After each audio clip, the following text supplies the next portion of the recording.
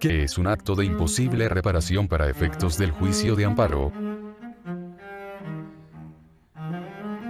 Fundamento constitucional. En el artículo 107, fracción tercero, inciso B, de la Constitución Política de los Estados Unidos Mexicanos, se instituyó como una de las bases que deberían reglamentarse en la legislación secundaria, la procedencia del juicio de amparo indirecto contra actos en juicio, cuya ejecución fuera de imposible reparación. Lo anterior, al igual que otras figuras procesales que se prevén en el mencionado artículo constitucional, el texto se limitó a enunciar su existencia, sin aportar ninguna definición sobre cómo debe concebirse en la legislación derivada o cómo debería operar en la práctica, respecto de las formas y procedimientos. El constituyente, al formular el encabezado de la norma, refirió que el juicio de amparo se sujetaría a los procedimientos que determine la ley reglamentaria, de acuerdo con las bases siguientes, encomendando al Congreso de la Unión la obligación de desarrollar el contenido de la ley secundaria, las instituciones y los principios constitucionales que rigen el amparo. De este modo, el grado de pormenorización que exige cada una de las instituciones procesales establecidas en el artículo 107 constitucional, depende de las reglas que la legislación secundaria establezca para hacer accesible y dar concreción a las bases que estableció dicho precepto, tomando en cuenta que la máxima seguridad jurídica para poder garantizar el acceso al juicio de amparo solo se logra con disposiciones claras para las partes y los juzgadores y,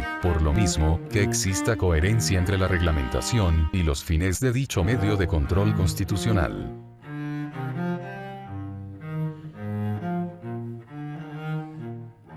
Uno de los problemas que se advirtieron antes de la reforma a la que fue sometido el artículo 107 constitucional fue la demora excesiva que en algunos casos llega a provocar la interposición del juicio de amparo,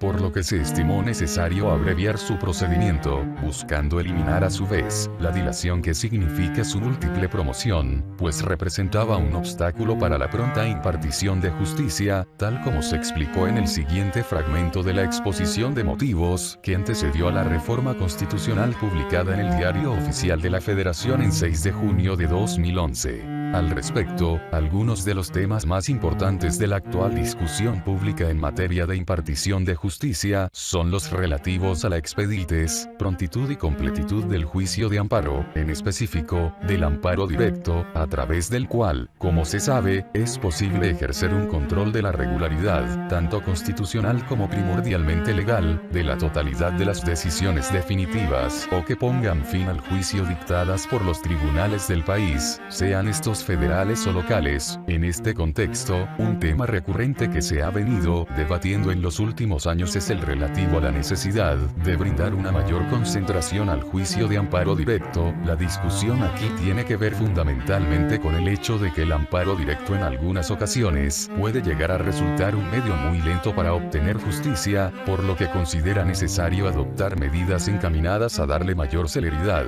al concentrar en un mismo juicio el análisis de todas las posibles violaciones habidas en un proceso, a fin de resolver conjuntamente sobre ellas y evitar dilaciones innecesarias. Así, una de las razones por las que se reformó el artículo 107 constitucional fue la de agilizar el juicio de amparo y la de concentrar en un solo juicio de amparo directo el estudio del cúmulo de violaciones procesales posibles. De este modo, se debe estimar que la interpretación más acorde con dicho propósito es aquella que busque evitar dentro de los procedimientos jurisdiccionales ordinarios la apertura de múltiples litigios de índole constitucional que dificulten la expedita resolución del asunto, de tal suerte que solo de manera excepcional se susciten cuestiones de esa naturaleza, en espera de que las presuntas infracciones al procedimiento se planteen de forma simultánea, para que en una sola ejecutoria se analicen todas las impugnaciones relacionadas con aspectos de naturaleza puramente adjetiva. De este modo, se debe estimar que el legislador contaba con cierto margen de libertad de configuración legislativa legislativa para hacer efectivo el derecho a reclamar por vía indirecta.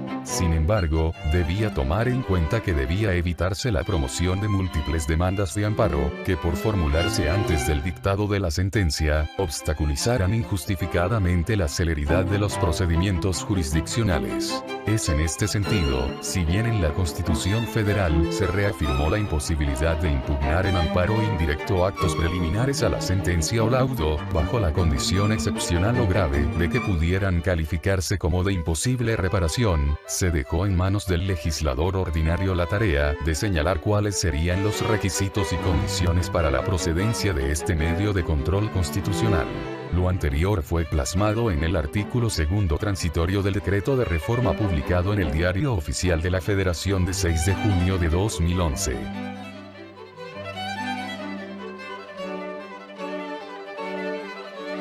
De acuerdo con lo dispuesto en los artículos 103 y 107 de la Constitución Política de los Estados Unidos Mexicanos, puede establecerse que el objeto del juicio de amparo consiste en determinar si en el caso concreto las normas generales, los actos o las omisiones de autoridad reclamados, son violatorios de derechos humanos o de las garantías otorgadas para su protección.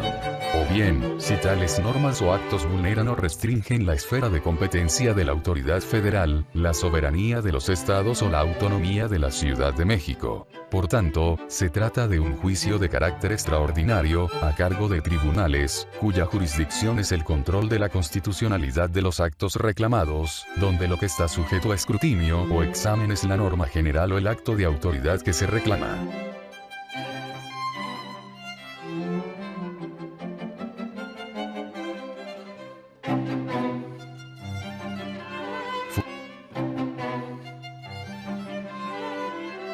En concreto, para que sea procedente el juicio de amparo indirecto, es decir, para estimar que se trata de actos de imposible reparación dictados en el proceso, es necesario que se cumplan dos condiciones fundamentales. A. Que se trate de actos que afecten materialmente derechos. B. Que los derechos afectados materialmente revistan la categoría de ser derechos sustantivos. Sobre la primera condición, debe estimarse que la afectación material debe ser directa e inmediata, pues de otro modo, se estaría considerando la causa de ejecución de imposible reparación como el acto que lo antecede y no el que lo produce. En este sentido, se afectan materialmente derechos, en el momento en el que el acto de autoridad impide el libre ejercicio de algún derecho en forma presente, incluso antes dictado del fallo definitivo.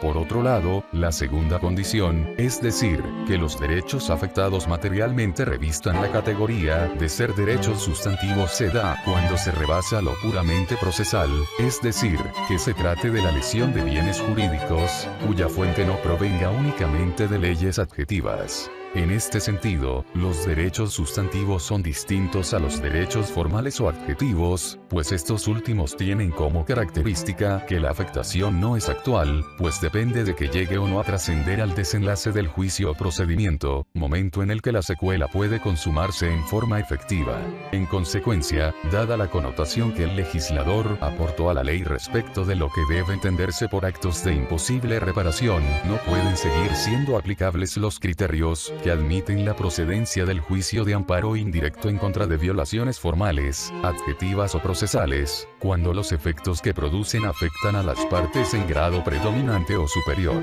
Lo anterior, debido a que tales criterios se generaron al amparo de una legislación que dejaba abierta toda posibilidad de interpretación de lo que debía asumirse por dicha expresión, lo cual a la fecha ya no acontece, de modo que en los juicios de amparo iniciados conforme a la ley de amparo vigente, debe prescindirse de dichos criterios para no incurrir en desacato al ordenamiento en vigor, puesto que hacer extensivo el concepto de actos de imposible reparación o de ejecución irreparable a violaciones procesales o adjetivas, que no afecten en forma directa derechos sustantivos, resulta incompatible con el nuevo texto legal, porque en este reiteradamente se estableció que uno de los requisitos que caracterizan a los actos irreparables es la afectación que producen a derechos sustantivos, y que otro rasgo que los identifica es la naturaleza material de la lesión que producen, expresión esta última última que es de suyo antagónica con la catalogación de cuestión formal o adjetiva.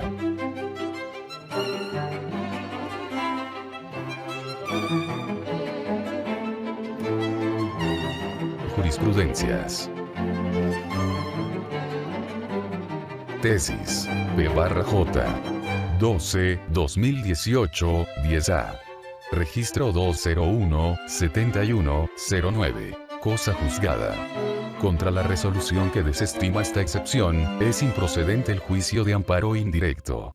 Contra la resolución que desestima la excepción de cosa juzgada, es improcedente el juicio de amparo indirecto, al no ajustarse a lo previsto en los artículos 107, fracción tercero, inciso B, de la Constitución Política de los Estados Unidos Mexicanos y 107, fracción B, de la Ley de Amparo, pues no se trata de actos que afecten materialmente derechos, ni el afectado reviste la categoría de sustantivo. Esto es, aquella resolución es un acto de naturaleza procesal, por lo que la única consecuencia que genera la improcedencia del amparo indirecto es que continúe la secuela procesal del juicio de origen hasta el dictado de la sentencia definitiva, por lo que no da lugar a una afectación material directa e inmediata de un derecho sustantivo tutelado por la Constitución Federal o por algún tratado internacional del que el Estado mexicano sea parte. De ahí que no pueda considerarse que dicho acto sea de imposible reparación. Por otro lado, no puede estimarse que exista un perjuicio a derechos sustantivos, con efectos inmediatos, toda vez que la violación procesal que se pretende combatir a través del juicio de amparo indirecto puede resolverse en sentido favorable al interesado en la sentencia definitiva, por lo que no habrá trascendido en su perjuicio, además de que el hecho de que no proceda el juicio de amparo indirecto, no significa que el inconforme quede sin defensa, sino que tiene que sujetarse a los requisitos, términos, plazos y límites establecidos en el sistema jurídico mexicano, máxime que al tratarse de un derecho procesal, este se encuentra dentro de la categoría de garantías judiciales que proporcionan el debido acceso a la justicia, el cual, en su caso,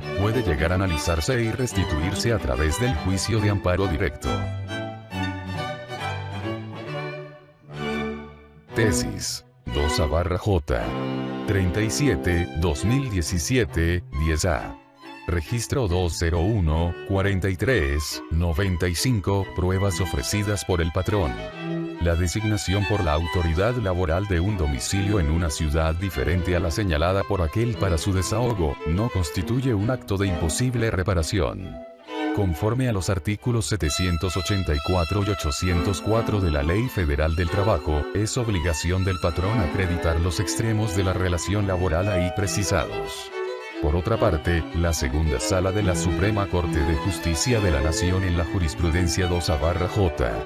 39-2001 sostuvo que la autoridad laboral está facultada para designar su sede a efecto de llevar a cabo el desahogo de las pruebas, sin que con ello contravenga disposición alguna. Así, la necesidad de efectuar gastos relativos al traslado del lugar de residencia del patrón al en que se ubica la autoridad resolutora para el desahogo de las pruebas que ofreció, no implica que se trate de un acto de imposible reparación, pues algunas actuaciones procesales requieren necesariamente la asunción de gastos ordinarios, por ejemplo, la contratación de los servicios profesionales de abogados y peritos, la obtención de copias simples o certificadas, o el traslado al recinto judicial, aun cuando sea en la misma ciudad o lugar en el que se practiquen las diligencias, para estar presente durante su desahogo. Estimar lo contrario implicaría que cualquier desahogo de pruebas que conlleve una erogación se traduciría en un acto de imposible reparación.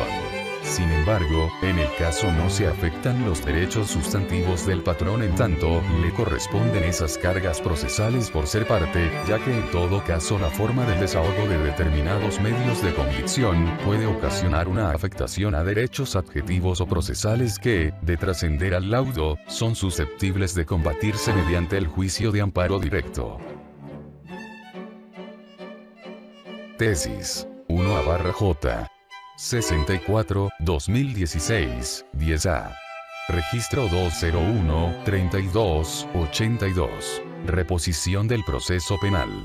La resolución del Tribunal de Alzada, que la ordena oficiosamente respecto de un imputado que se encuentra en reclusión preventiva, constituye un acto de imposible reparación, contra el cual procede el juicio de amparo indirecto, ley de amparo vigente a partir del 3 de abril de 2013. El Pleno de la Suprema Corte de Justicia de la Nación, al resolver las contradicciones de tesis 377, 2013 y 14, 2015, respectivamente, determinó que por actos de imposible reparación, deben entenderse aquellos que producen una afectación material a derechos sustantivos, ya sea que estos se encuentren reconocidos en la Constitución Política de los Estados Unidos Mexicanos, o en los tratados internacionales de los que el Estado mexicano sea parte, y precisó que sus consecuencias, al ser de tal gravedad, impiden en forma actual el ejercicio del derecho involucrado, por lo que con su dictado no solo producen lesiones jurídicas de naturaleza formal o adjetiva.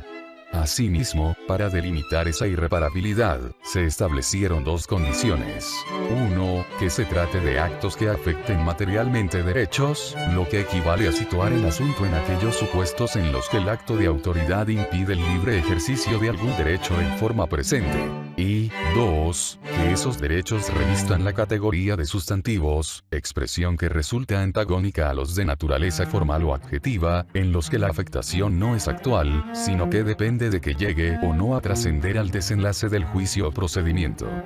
Con base en ello, la decisión de un tribunal de alzada que ordena oficiosamente la reposición de un proceso penal instaurado contra un imputado que se encuentra en reclusión preventiva, constituye un acto de imposible reparación contra el cual procede el juicio de amparo indirecto, toda vez que si bien es cierto que esa determinación no contiene pronunciamientos relacionados con el fondo del asunto, también lo es que derivado de esta, la decisión del caso se pospone y la restricción a la libertad personal a la que el quejoso está sujeto de forma preventiva se prolonga, pudiéndose afectar, desde el pronunciamiento de dicha resolución, el derecho fundamental a que la citada restricción de la libertad sea por un plazo razonable, el cual está reconocido tanto en la Constitución Federal, como en diversos tratados internacionales suscritos por México.